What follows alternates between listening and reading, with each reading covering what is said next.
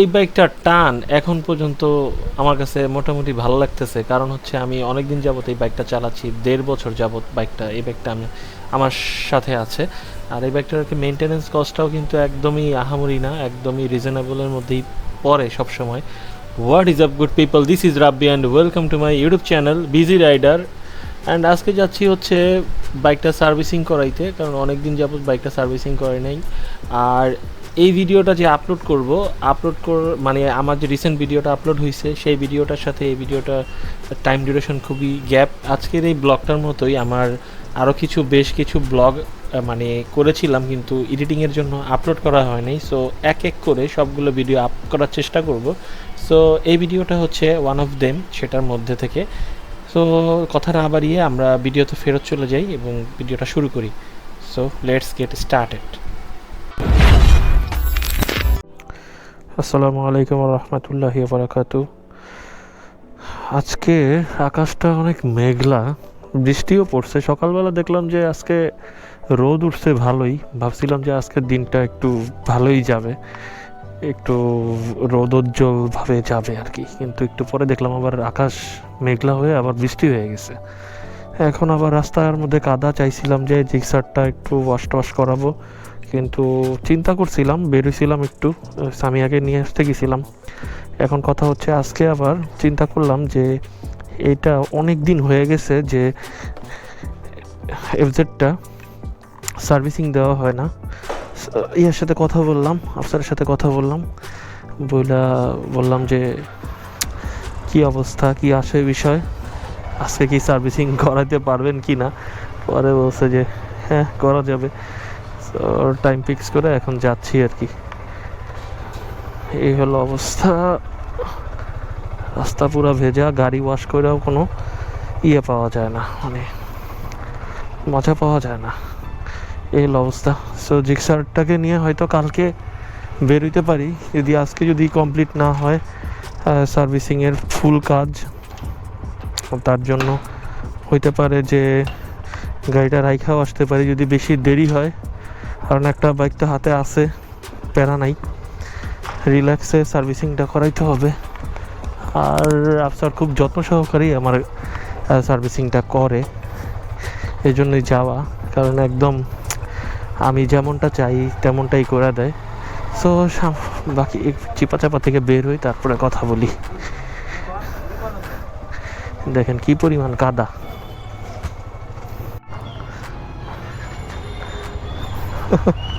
মামার সাথে দেখা হয়ে গেল, মনে মনে মামারে খুঁজতেছিলাম।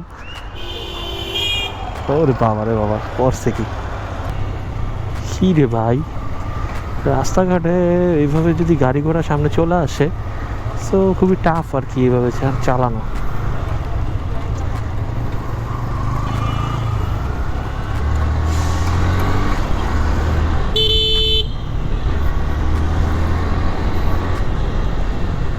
গাড়ি ফ্রি আছে, কাহিনী হইতেছে একটু সার্ভিসিং দিতে হবে, দেখি কি হয়।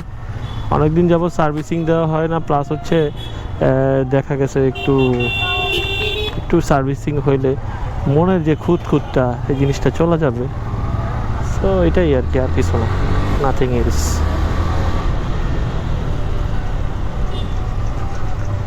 গাড়ি পারফেক্ট আছে আলহামদুলিল্লাহ, তারপরেও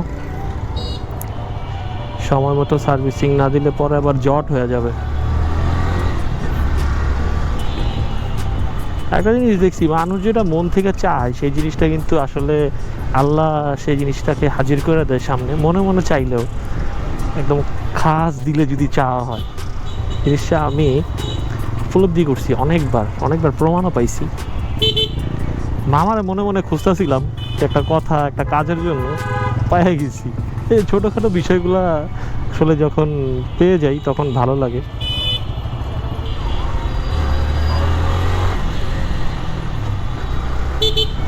বাহ, খালি আছে আজকে, পুরো ফাঁকা রাস্তা। আর একটু জ্যাম মানা যায়, কিন্তু কথা হইলো যদি পুরাপুরি জ্যাম থাকে তখন একদম বিরক্ত লাগে এই জায়গাটা। এই সাইড ফিটটা পুরাটাই হচ্ছে বাইকের শোরুম টোরুম দিয়ে ভরা। ওই যে রাজ ব্রো একটা কথা বলছিল না, যে ঢাকা শহরে গাড়ি চালাইতে পারবে বা বাইক চালাইতে পারবে, সে দুনিয়ার সব জায়গায় গাড়ি বা বাইক চালাইতে পারবে। বিষয়টা আসলে এমনই হয়ে গেছে। একদিক দিয়ে হচ্ছে কাদা, আরেক দিক দিয়ে হচ্ছে ভাঙা, আরেক দিক দিয়ে জ্যাম, এই দুই তিনটা মিলায়া। আর একদিক দিয়ে হচ্ছে মানুষের তো কমন সেন্স খুবই কম। এই জিনিসটা খেয়াল করে দেখছি। মানে একটা লোক বলছিল আমাকে যে তুমি যখন বাইকে উঠবা বা গাড়ি চালাবা বা গাড়ি বা বাইক চালাও, তুমি বাদে সবাই নাকি পাগল। এটা ভাববা, এটা ভাইবা তুমি তুমি চালাও, তাহলে তুমি ভালোভাবে রাইড করতে পারবা বা ড্রাইভ করতে পারবা। আসলে কথাটা কতটুকু সলিড বা কতটুকু ঠিক, এটা মাঝে মাঝে মনে হয়, আবার মাঝে মাঝে মনে হয় না। এটা আসলে মানুষকে পাগল বলার কোনো রাইটস আমার নাই, তবে ভাবতে অসুবিধা নেই। এই এতটুকু রাস্তা আসতে কতবার ব্রেক করতে হয়, কতবার যে এক্সেলারেশন করতে হয়, মানে এখান থেকে এখানে আসতেই কিন্তু হাত ব্যথা হয়ে গেছে। অথচ আমি যদি ইয়ে করতাম যে 50-60 কিলোমিটার চালাইলে এই জিনিসটা আর কি পেইনটা হইতো। অথচ এখান থেকে এখানে আসতে মনে হয় কত 1 কিলোমিটার হবে, 1 থেকে 2 কিলোমিটার হবে, তাতে এই অবস্থা, হাত ব্যথা হয়ে যায়। কারণ ভাঙা, তারপরে হচ্ছে বারবার ব্রেক করতে হয় এর কারণে। অলমোস্ট চলে আসছি। আফসারের দোকান যেটা ছিল, সার্ভিসিং সেন্টার যেটা, সেটা একটা আগে যেটা সেটাও রাখছে, প্লাস হচ্ছে আর একটা নতুনভাবে আর কি সে নিচে আর কি ওইটা নাকি ছেড়ে দিবে। এখন কোথায় যাব, আগে পুরোনোটা আগে যায়া দেখি যে কি অবস্থা, এখানে আছে কি না।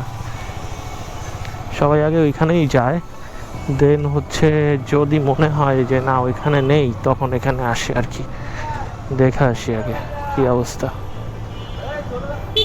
আমার মনে হয় এখানে তো ছিল, এখান থেকে চলে গেছে, ওই দোকানে চলে গেছে, না একবারে শিফট হয়ে গেছে আই থিঙ্ক।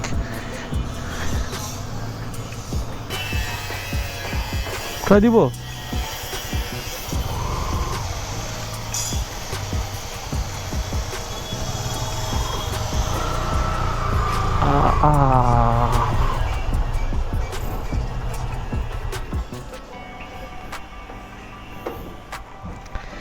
এই হলো অবস্থা,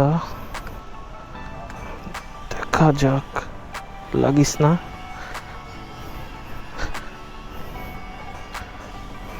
ঠিক আছে।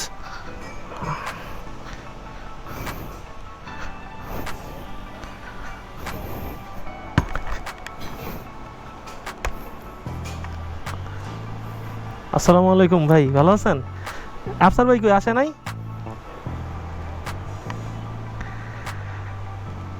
এই হলো অবস্থা, সার্ভিসিং সেন্টার, নতুন সার্ভিসিং সেন্টার দিছে এখানে। এই হলো অবস্থা, এর আগেটা থেকে সুন্দর এবং বড় আছে এখানে। আজকে খুব পুরা খোলায় মোলায় পুরা একদম ফুল একটা মাস্টার সার্ভিসিং দিতে হবে। 5 hours later.